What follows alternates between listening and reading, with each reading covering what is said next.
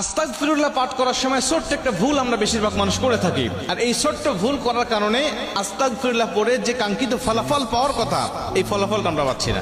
আস্তাগফিরুল্লাহ পড়লে কত ফজিলতের কথা আমরা জানি, কিন্তু ফজিলতগুলো আমরা অনেকেই পাই না। আস্তাগফিরুল্লাহ পাঠ করলে নবীজি বলেন তাকে মুস্তাজাবুদ দাওয়া বানিয়ে দেওয়া হয়। ও ব্যক্তির দোয়া করলেই আল্লাহ পাক তার দোয়াটা কবুল করে নেয়। আস্তাগফিরুল্লাহ বেশি বেশি পাঠ করলে তার রিজিকের মধ্যে বরকত দিয়ে দেওয়া হয়। আস্তাগফিরুল্লাহ বেশি বেশি পাঠ করলে তার বিপদ আপদ বালা মুসিবত থেকে তাকে হেফাজত করে নেওয়া হয়। আস্তাগফিরুল্লাহ বেশি বেশি পাঠ করলে আমার আল্লাহ পাক যার কেউ নাই, দেওয়ালে পিঠ থেকে গেছে এমন ব্যক্তিকেও আল্লাহ পাক পথ দেখিয়ে দেয়। আস্তাগফিরুল্লাহ বেশি বেশি পাঠ করলে রিজিকের মধ্যে বরকত হয়। যার কোনো ইনকাম সোর্স নাই তার ইনকাম আল্লাহ পাক বৃদ্ধি করে দেয়, ইনকাম সোর্স গুলো আল্লাহ পাক খুলে দেয়। এত এত ফজিলত আস্তাগফিরুল্লাহ, কিন্তু আমরা পাই না। তার মানে হলো আমরা অধিকাংশ মানুষ এই আস্তাগফিরুল্লাহ সঠিকভাবে পড়তে পারি না। যেভাবে পড়ার দরকার ঠিক সেইভাবে আমাদের পড়া হয় না।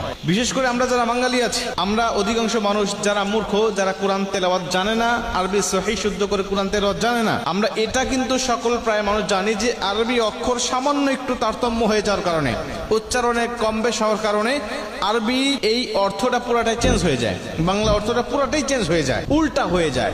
এমনও ক্ষেত্রে আছে যে উল্টা হয়ে যায়। আস্তাগফিরুল্লাহ বলার সময় আমাদের ছোট্ট যে ভুলটা হয় সেটা হলো অধিকাংশ মানুষ আমরা বলে থাকি আস্তাগফিরুল্লাহ আস্তাগফিরুল্লাহ। এই কথাটা একটু কমন হয়ে গেছে, অনেক শিক্ষিত মানুষ এই ভুলটা করে থাকে। আস্তাগফিরুল্লাহ আস্তাগফিরুল্লাহ, এখানে আস্তাগফিরুল্লাহ অর্থাৎ হলো এখানে গাইন, তা গিয়ে গাইনকে ধরেছে, তা গাইন যাবর তাগ আস্তাগফিরুল্লাহ। অথচ আমরা অনেক মানুষ এই গাইনের জায়গায় আমরা ক লাগাই দেই, কাফ লাগাই দেই, গয়ের জায়গায় আমরা ক লাগাই দেই, লাগাই দিয়ে আস্তাগফিরুল্লাহ আস্তাগফিরুল্লাহ বলি। এখন দেখেন এই দুইটার ভিতরে কতটা তারতম্য, এই দুইটা অর্থে কতটা বেশ কম হয়ে যায়।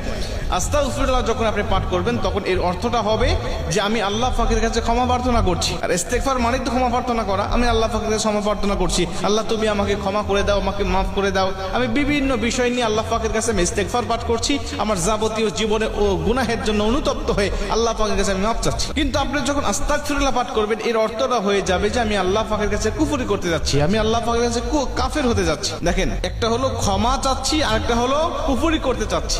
দুইটার অর্থ পুরাটাই চেঞ্জ, শুধু নয় বরং উল্টা হয়ে গেছে। সূরা ফাতিহা পড়ার সময় আমরা বলি আলহামদুলিল্লাহি রাব্বিল আলামিন, এখানে হাই হতি অনেক মানুষ আছে এখানে বড় হা না ব্যবহার করে ছোট হা, আলহামদুলিল্লাহি রাব্বিল আলামিন, এর অর্থটা পুরাটা চেঞ্জ হয়ে যায়, মানে উল্টা হয়ে যায়। কুল হু আল্লাহু আহাদ, সূরা ইখলাস পড়ার সময় ভুলটা আমাদের হয়ে থাকে। কুল মানে হলো বলো, কুল মানে হলো খাওয়া। অনেক মানুষ এখানে অর্থটা হলো কুল হু আল্লাহু আহাদ, আল্লাহ পাক বলেন নবী আমার আপনি বলেন আল্লাহ এক, অথচ আমরা বলি কুল আল্লাহু আহাদ, অর্থাৎ খাও আল্লাহ এক। কতটা সেন্সিটিভ বিষয়, কতটা ভাবার একটা বিষয় যে আমাদের সামান্য ভুলের কারণে, অবহেলার কারণে, গাফিলতির কারণে আমাদের পড়া শুধু আমাদের শুধু পড়াই হচ্ছে।